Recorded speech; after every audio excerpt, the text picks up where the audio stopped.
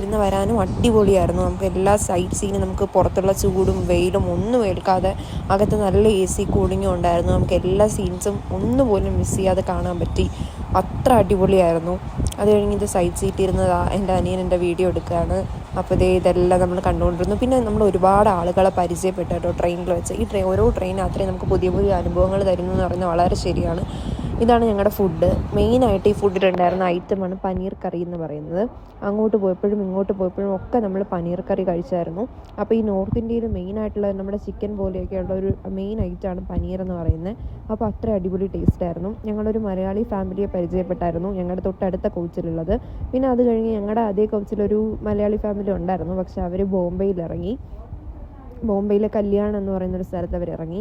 അപ്പോൾ അത് കഴിഞ്ഞിട്ട് പിന്നെയും ഞങ്ങൾ ഒറ്റയ്ക്കായി. അത് കഴിഞ്ഞ് പക്ഷേ മറ്റു ഫാമിലി ഞങ്ങളോടൊപ്പം ഡൽഹി വരെ തന്നെ ഉണ്ടായിരുന്നു. ഇത് കീ ചെയിൻ നിൽക്കാൻ വേണ്ടിയിട്ട് ഈ ട്രെയിനിൽ ഒരുപാട് സാധനം